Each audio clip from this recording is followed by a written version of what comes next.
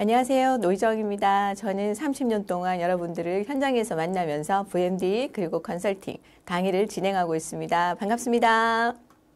네, 오늘은 의류 소매업 마케팅에 대해서 오늘은 강의를 진행해 보도록 하겠습니다. 여러분들 요즘 많이 힘드시죠? 그래서 오늘 여러분들에게 도움될 만한 소매업 마케팅 진행하도록 하겠습니다. 네, 방금 소개해 드렸듯이 저는 여러 전국구를 다니면서 여러분들을 만나서 매출을 올리도록 여러분을 현장에서 만나고 지금 컨설팅하고 있습니다. 현재 모든 유통 모든 부분이 많이 변하고 있죠. 그래서 의류 시장의 최신 트렌드를 이해하고 효과적인 브랜딩과 온오프라인 마케팅 실행 방안을 오늘 차근차근 소개해 드리도록 하겠습니다. 네, 트렌드 여러분들 많이 궁금하시죠? 이번 2025년 트렌드에 대해서도 많이 화두가 되고 있는데요. 우리가 트렌드는 반드시 알아야 됩니다. 왜냐고요? 여러분, 이 트렌드는 우리의 문화입니다. 이 문화는 소비와 바로 연결되어 있잖아요.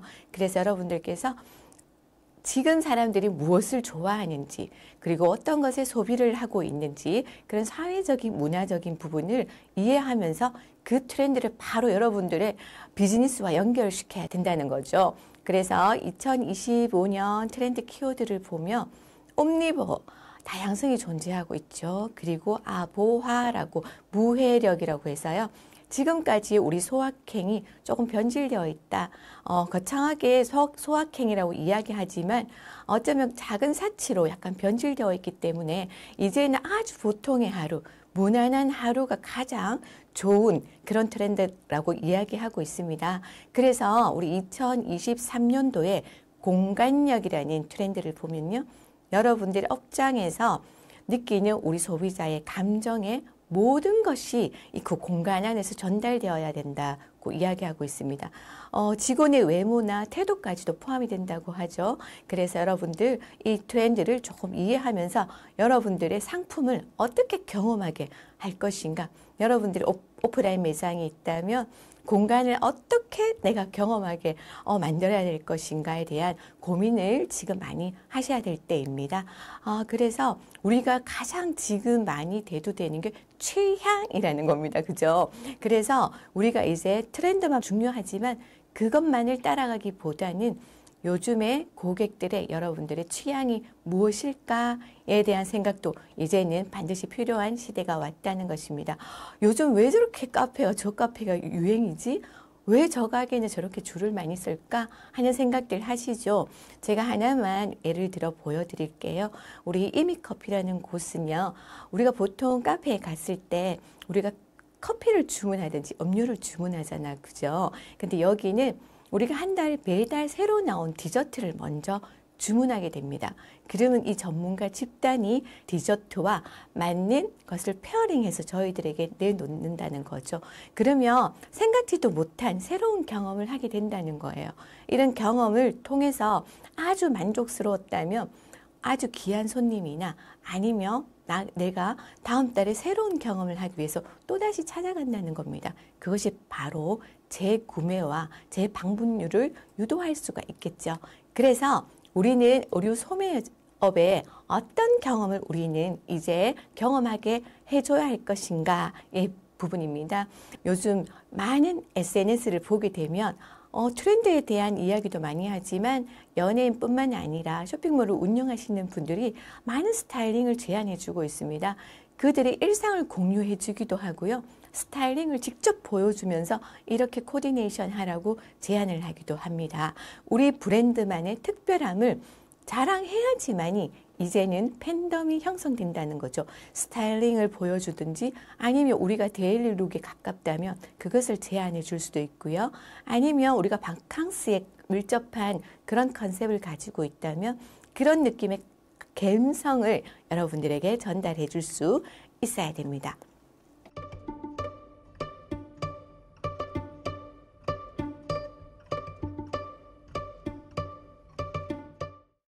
우리가 브랜드 감성 이미지라는 게 있어요. 제가 요즘 현장에서 의류 소매업 컨설팅을 나가다 보면 우리 대표님들이 꼭 하시는 말씀들이 있어요. 제가 하나도 모르고 시작했어요. 저 정말 몰라요. 아무것도 몰라요. 이렇게 접근을 하신단 말이에요. 우리가 쉽게 오픈하는 점포가 어쩌면 패션일 수도 있습니다. 하지만 이 패션을 성공하기 위해서는 여러분들이 고객들의 취향뿐 아니라 우리 브랜드만의 어떤 감성의 결을 유지해야 된다는 거죠. 그래서 내가 지금 가지고 있는 이 브랜드가 어떤 사람들에게 가장 잘 어울리는 감성을 가졌을까 하는 생각을 우선 하셔야 됩니다. 우리가 백화점을 가면요. 여성 의류가 있지만 2층, 3층, 4층 다 다르게 구성을 해놓았습니다. 왜일까요? 그네들이 그 브랜드만이 감성이 다르기 때문입니다. 그렇다면 여러분들은 어떤 감성을 가지고 있나요? 여러분들이 잘 모르겠다면 이번 주 주말이나 여러분 백화점을 한번 나가보세요. 그래서 백화점에 가셔서 2층에 있는 여성 의류는 조금 페미닌하네, 조금 여성스럽네, 아니면 3층에 있는 것은 조금 더 캐주얼하네. 이렇게 여러분들이 감성을 한번 느껴보시는 겁니다. 그러면서 이 감성의 결이 어떻게 공통점을 가지고 있는지 한번 느껴보세요. 그러면 우리 브랜드의 결을 내가 어떻게 가져가야 될지 조금 힌트가 될 수 있습니다. 그리고 또 우리 브랜드를 키워나가기 위해서는 인스타그램을 보시면서 노출도가 높은 파워 브랜드에 들어가셔서 실제로 거기에 베스트 상품이 무엇인지 한번 보세요. 거기 베스트 상품에 어떤 아이템들이 가장 인기가 있는지, 왜 이 상품들이 인기가 있어야 되는지 그런 것들을 여러분들이 이제는 좀 전략적으로 분석을 하셔야 됩니다. 그렇다면 브랜드 감성 이미지 처음 들어보셨나요? 어려우신가요? 자, 제가 쉽게 설명드릴게요. 우리가 그냥 느끼는 이미지가 있어요. 그래서 그 옷을 봤을 때 모던하다. 아니면 남성적인 슈트가 잘 어울리네. 그걸 바로 매니쉬라고 우리가 할 수 있죠.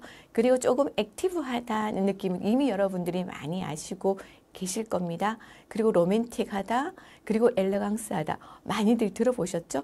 우리가 이 단어를 듣기만 해도 사실은 그 이미지를 사실은 알고 있다는 겁니다. 그래서 우리 브랜드의 결은 어떤 감성의 결을 가지고 있는지 여러분들이 그것을 먼저 이해하셨으면 좋겠습니다. 그렇다면 이 브랜드의 결을 감성 이미지를 조금 이해하셨다면요. 이제는 우리 브랜드의 성격을 한번 체크해 볼까요? 자, 성격에 어떤 측면이 관련 있는지를 고려하여 브랜드 성격을 정의할 수 있습니다. 향후 모든 커뮤니케이션의 기반을 만들어 갈 수가 있어요. 그러면 우리 브랜드의 성격 내가 어떻게 체크하면 될까? 또 고민이 되시죠? 여기를 보시고 우리 브랜드가 개인적이고 친숙한 이미지를 가지고 있는지 아니면 사무적이고 전문적인 이미지를 가지고 있는가? 둘 중에 먼저 체크를 한번 해보세요. 그리고 두 번째, 우리 브랜드는 계획적인 사람들이 더 많이 입을까? 우리는 조금 충동적이고 즉흥적인 우리 고객들이 많이 입으실까를 한번 생각해 보시고 체크해 주시면 됩니다. 그리고 우리 브랜드는 조금 클래식하고 안정적인 건지 아니면 엣지를 추구하는지 고급스러운지 아니면 누구나 쉽게 다가갈 수 있는 가성비를 가지고 있는지 여러 부분에 여러분들이 한번 체크를 해보시면 우리 브랜드는 이런 성격을 가지고 있었구나라는 것을 이해하실 수가 있을 겁니다. 그렇다면 이제 여러분들의 브랜드 컨셉을 명확하게 만드는 단계에 이르렀어요. 그러면 어떻게 할까요? 우리 브랜드에 가장 많이 나가는 아이템들이 어떤 것이 있지? 고객 선호도 1번 아이템을 한번 체크해 보는 겁니다. 그리고 두 번째, 우리 가장 인기 있는 아이템은 또 어떤 것들이 있지? 를 체크해 보는 겁니다. 이 두 가지를 체크하고 그리고 우리가 잘 되는 쇼핑몰에 베스트 아이템들이 어떤 것들이 있는지를 한번 체크해서 비교해 보세요. 그래서 내가 이런 부분의 구성은 조금 비중을 늘려야 되겠다. 아니면 이런 부분은 내가 가감하게 이제 버려야 되겠다라는 생각으로 조금 정리가 필요합니다. 그리고 나서는요. 또 반드시 해야 될 부분이 1번하고 2번하고 코디네이션이 가능한 아이템들이 우리 브랜드에 있는가 하는 부분입니다. 왜냐고요? 우리 브랜드에 왔을 때 고객님께서 팬츠 하나를 구매하러 왔을 때 그와 코디네이션이 되는 상의나 아우터나 다른 것들이 소품들이 있어줘야지 단가 자체가 객단가가 올라간다는 거죠. 우리가 브랜딩이 필요한 이유는 고객님들이 왔을 때 우리의 객단가를 높이고 통합 코디네이션이 가능할 수 있는 그런 브랜드를 만들어야지만이 여러분들이 지속적으로 사랑받을 수 있는 그런 브랜드가 될 수 있다는 겁니다. 그리고 그 한 가지 아이템을 보고 들어왔던 고객님들이 우리 채널에 들어왔을 때 여기는 내가 좋아하는 것들이 이렇게 있구나 생각을 하면 그것이 바로 팔로워가 되고요. 구독이 되고요. 그네들이 계속 지켜볼 수 있는 그런 쇼핑몰이 될 수 있다는 겁니다. 자, 그렇다면 우리 브랜드를 이제 컨셉을 정의할 때 우리 브랜드는 트렌디한가? 가격이 높은 편인가? 가격이 저렴한가? 그런 부분을 한번 체크해 보시고 기존에 나와 있는 우리 대중적인 브랜드와 한번 비교해 보는 겁니다. 나의 위치는 어디에 있을까? 한번 체크해 보는 거죠. 자, 그렇다면 우리가 이제 컨셉을 만들었어요. 그러면 더 명확하게 매출을 올릴 수 있는 방법에 대해서 한번 고민해 볼게요. 브랜드 페르소나라는 이야기 들어보셨나요? 페르소나는 옛날에 뮤지컬 배우들이 자기 연극에 맞는 그런 역할을 하기 위해서 가면을 썼다고 해서 페르소나라고 하는데요. 우리가 이제는 감성 이미지 그리고 경험 디자인이 대두되면서 페르소나라는 우리 단어가 많이 사용되고 있습니다. 그 페르소나는 고객의 대표성을 이야기하는데요. 페르소나를 문서화하여 잠재 고객의 유형을 조금 정리할 필요가 있습니다. 우리가 지금까지 지역이나 나이, 연령에 대한 우리 인구 통계학적인 기준이었다면 이제는 그네들의 가치관이나 그들의 라이프 스타일, 그들의 취미나 그런 일상의 것들을 여러분들이 이해하시고 그네들의 취향을 집단으로 구성할 수 있어야 된다는 말입니다. 페르소나는 보통 대표성으로 한 명을 잡기도 하지만요. 유사한 그런 페르소나를 또 잡기도 합니다. 예를 들어서 우리 브랜드는 키가 작은 그런 특징을 가지고 있는 쇼핑몰이라고 한다면요. 우리 20대의 키가 작은 디자인, 얼러스트를 하고 있는 직장인, 이렇게 그의 일상을 전체적으로 한번 적어보는 거예요. 지역은 어디고, 나이는 몇 살이고, 이렇게 구성을 해보는 겁니다. 그리고 우리가 이제는 베이직한 패션의 의료에 있어서 20대, 30대, 40대 굳이 나누지 않습니다. 그래서 우리 브랜드의 성격을 가장 이해하고 소비할 수 있는 고객 유형의 40대 비페르소나를 또 한 명 우리가 설정을 합니다.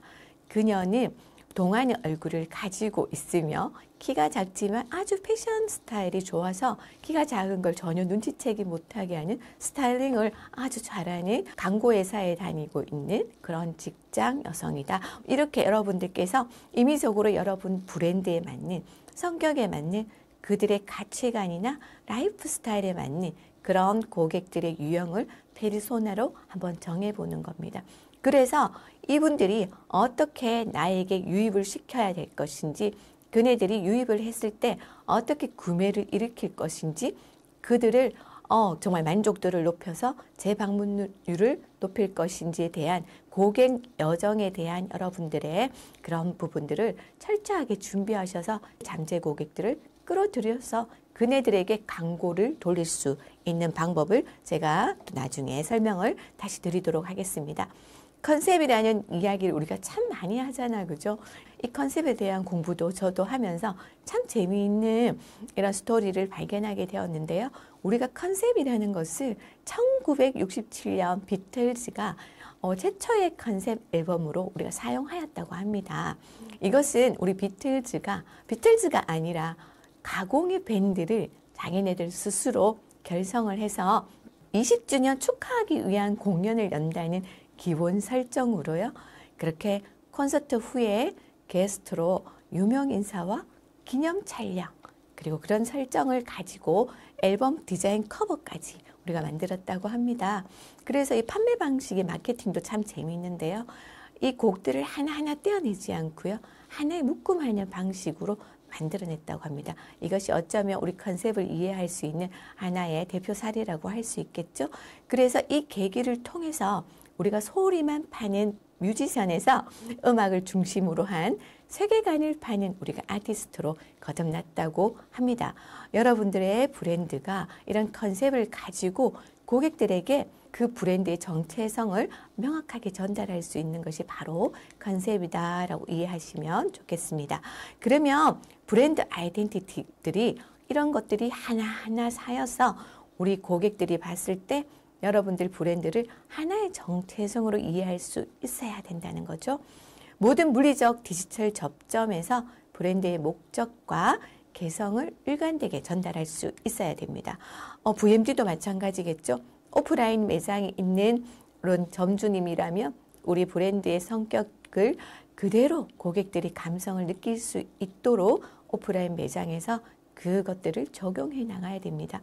우리 매장에 어떤 음악이 흐르고 있는지, 조명은 따뜻한 기운을 가지고 있는지, 집게 높이가 고객 입장에서 불편하지는 않은지, 옷걸이 방향이 꺼낼 때 불편한 방향은 아닌지, 그리고 자기네들 컨셉끼리 컬러별도 조닝이 잘 되어 있는지, 그런 동선이나 여러 가지들을 우리 오프라인 매장이 있다면 여러분들께서 좀 신경을 써서 고객들의 그런 감성을 전달할 수 있도록 노력하셔야 됩니다.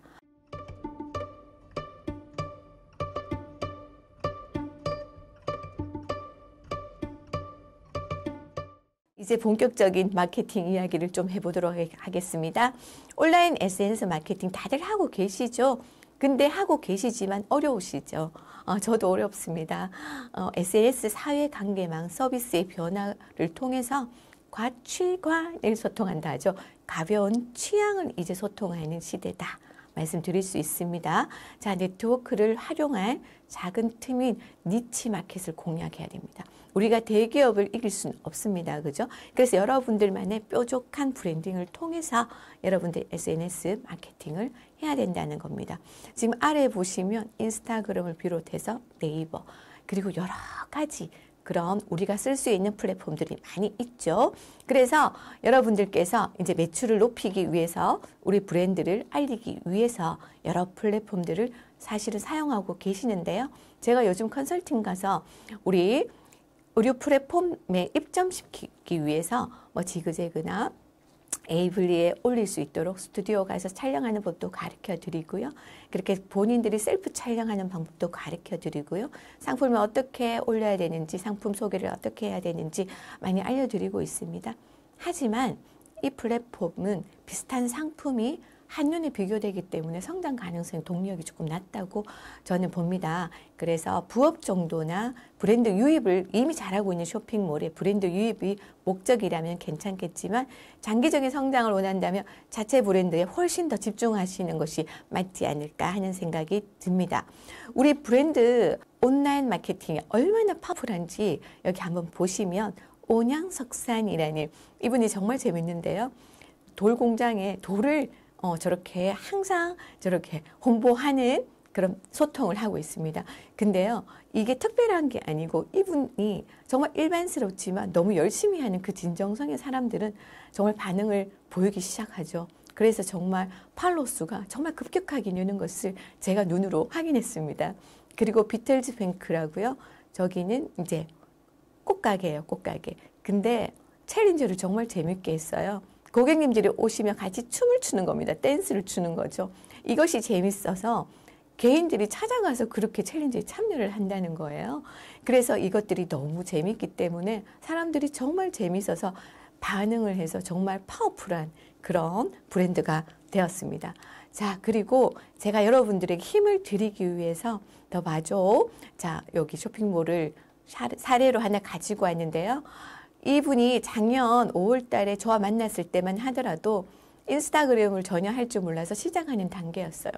그렇게 릴스를 찍어서 올리다가 떡상을 맞이하게 되는데요. 그 떡상이 정말 스타일링의 떡상이 아니라 딸내미가 주말에 잠만 자네. 그래도 뭐 나는 혼자라도 먹어야지. 그러면서 신세를 한탄하면서 칼국수를 먹는 릴스를 하나 올렸어요. 근데 이게 떡상을 했지 뭐예요. 사람들이 그 진정성과 재미에 정말 일반적인 것이 꾸준함을 통해서 이분의 팔로우 수가 정말 늘고 있는 것을 제가 보고 있고요. 그리고 이분이 이제는 너무나 자연스럽게 스타일링을 제안하고 자기의 브랜드를 소개하고 지금 열심히 소통하는 모습을 확인할 수 있습니다. 자, 그렇다면 여러분들 이제 솔루션이 들어가겠죠. 이제 뭘 해야 될까요? 인스타그램을 들어가셔서 프로필을 설정할 때요. 여러분들의 운영하고 있는 다양한 채널을 연동시켜 놓으세요. 그리고 비즈니스 계정으로 이제 전환해야 됩니다. 그럼 왜 비즈니스 계정으로 전환해야 하나요? 바로 여러분 광고 때문이죠. 자, 메타 광고를 해야 됩니다. 그죠? 근데 우리가 비즈니스로 전환을 하게 되면 여러분들께서 프로페셔널 대시보드에 들어가시면 누가 들어오는지 어떤 사람이 이것을 보고 있는지를 다 알 수가 있습니다. 그래서 여러분들께서 포스팅하는 것들을 저기 비즈니스 계정으로 전환하면 아래에 게시물 홍보라는 게 뜨게 됩니다. 그러면 이것으로 홍보를 할 수 있는 게 바로 메타 광고예요. 어렵지 않죠? 자, 추천 타겟이 뜨고요. 그리고 내가 일주일을 할 건지 이틀을 할 건지 예산과 도달할 수 있는 인원을 체크할 수 있고요. 지역을 선정할 수 있고요. 나이, 관심사 등 타겟에 대한 예산과 기간을 여러분 스스로 이렇게 결정할 수 있기 때문입니다. 자, 여러분들 여기 인스타 보시면 더 알아보기, 프로필 보기 이런 것들 많이 보시죠? 바로 이게 메타 광고의 효과입니다. 팔로우, 고객 유입, 타겟 노출도를 높일 수가 있겠죠. 자, 그러면 여러분 이제 사진은 여러분들 잘 찍으실 겁니다. 근데 릴스 만들기 힘들어요 라고 우리 점주님들이 많이 말씀들 하시는데요. 제가 정말 간단하게 릴스 만드는 법 오늘 공유해 드리도록 할게요. 우리가 인스타 들어가면 플러스 버튼이 위에 아래에 있습니다. 어떤 곳을 클릭해도 상관은 없고요. 사진 몇 장을 올리면 우리가 추천 오디오라고 뜨죠. 오디오 필요하면 클릭하시면 되고요. 우리가 우측에 보시면 글자 폰트 크게 하고 작게 줄일 수 있는 것이 나옵니다. 다음 단계로 넘어가게 되면 커버 편집이라고 뜨죠. 그것을 클릭해 보시면요. 그 다음 단계로 커버를 첫 번째 우리가 인스타 피드의 릴스의 첫 페이지에 어떠한 이미지가 먼저 나오는지를 결정하는 것입니다. 그래서 그 커버를 클릭해 주시고요. 프로필 그리드 들어가시면 상하로 높낮이를 조절해서 우리 인스타 피드에 어떻게 보여지는지 그것을 조절할 수가 있습니다. 그리고 여러분들이 반드시 해야 되는 게 주제 추가예요. 여러분들은 비즈니스를 목적으로 하기 때문에 주제 추가를 반드시 해주시고요. 제가 이 강의를 준비하다 보니 제품 상세 정보 추가를 들어가 봤더니요. 릴스에서 주문하기까지 이제 생겼더라고요. 그래서 이렇게 들어가시고 또 반드시 체크할 것이 고화질로 업로드. 반드시 고화질로 업로드 해주시면 되겠습니다. 아, 그래도 어려워요. 그럼 제가 하나 더 소개할게요. 정말 우리가 초보자들을 위한 정보 제가 하나 더 말씀드릴게요. 자, 캡컷을 여러분들이 깔아야 됩니다. 그리고요, 캡컷 화면을 열면요, 가장 아래쪽에 템플릿이라는 게 있어요. 클릭해 볼게요. 그러면 템플릿 중에 여러분들이 마음에 드는 것들이 있을 거예요. 음악이나 사진수, 전체적인 분위기가 우리 브랜드에 맞다 하는 부분을 클릭해 주시고요. 그래서 사진을 거기에 올리면 됩니다. 그리고 우리 아래에 텍스트 부분을 누르시면요.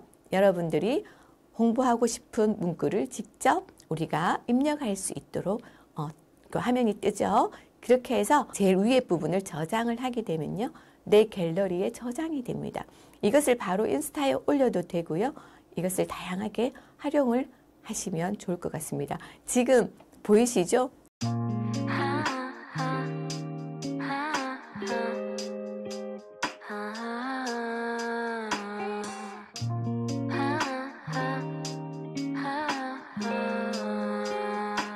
이 릴스 정말 제가 1분 안에 만든 겁니다. 여러분들이 정말 이렇게 많이 하셔서 정말 많은 소통을 할 수 있었으면 좋겠습니다.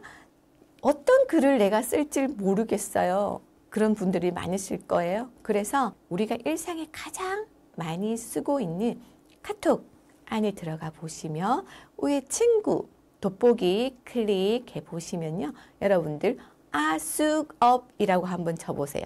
아숙업을 쳐면 askup이라고 뜨는데요. 우측에 우리가 채널을 추가하고 저 인공지능 모양을 클릭하게 되면요. 채팅 시작하기가 진행됩니다. 그러면 어떤 일이 일어날까요, 여러분? 여러분들께서 나는 어떤 글을 써야 될지 모르겠어. 릴스 할 때 도대체 어떤 내용을 적어야 될지 모르겠어. 하시는 분들 많으실 겁니다. 저도 S컵을 한참 사용하지 않다가 이번 강의 때문에 다시 한번 해봤는데요. 겨울 시즌 목도리 매출을 높이기 위한 인스타그램 홍보 문구 작성해줘 하니까 이렇게 문구가 자르르 작성이 됩니다. 그리고 겨울 시즌 키 작은 니트 전문 의류 브랜드 스토리를 좀 만들어주고 이번 겨울 베스트 아이템을 정해주고 릴스 홍보 문구 만들어줘 라고 했더니 이렇게 또 보여주고 있습니다. 자, 그러면 이것을 또 한번 여성 브랜드를 가장 인기 좋은 아이템 아이보리 컬러 니트 슬랙스와 어울릴 수 있는 아이템을 정해주고 스타일링을 제안해줘. 그리고 인스타그램 릴스 제작용으로 7페이지로 나누어 정리해줘 라고 제가 프롬프트를 쳤어요. 그랬더니 이렇게 7개의 영역으로 나누어 줍니다. 근데 우리가 릴스 만들 때 글이 너무 많잖아, 그죠? 그래서 이것들을 12자 이내로 바꿔줘 했더니 이렇게 바꿔주고 있습니다. 여러분 이렇게 많이 사용하셔서 자주 소통하는 것이 가장 중요하겠죠? 방금 보셨듯이 그런 것들을 이용해서 이렇게 다양하게 우리가 활용을 할 수 있겠죠. 그리고 지금 라이브 방송 빼놓을 수 없습니다. 밴드나 인스타그램 라이브 방송 보시면서 많은 벤치마킹 필요할 것 같습니다. 그리고 이것들이 숏폼이나 계정 운영에 있어서 가장 중요한 것은 바로 꾸준함이죠. 그런 것들, 트렌디한 음악을 사용하는 것들 한 번 더 체크해 주시고요. 그리고 마지막으로 우리가 꾸준함이 특별함을 만드는 세상이라는 거죠. 원포인트 업은 1%의 변화가 누적되면 엄청난 결과를 가지고 온다는 그런 개념입니다.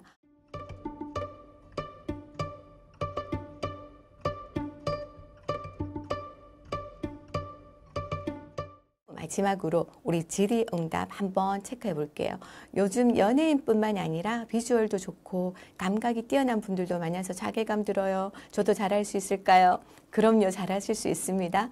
오프라인은 지역의 한계가 있을 수 있지만 요즘은 평범한 사람들의 꾸준함을 통해서 파워풀한 그런 브랜드로 성장할 수 있는 세상입니다. 우리가 예전의 마케팅이 대기업 중심의 마케팅이었다면 이제는 개인화되었기 때문에 여러분들을 위한 마케팅 플랫폼이 너무나 많다는 거죠.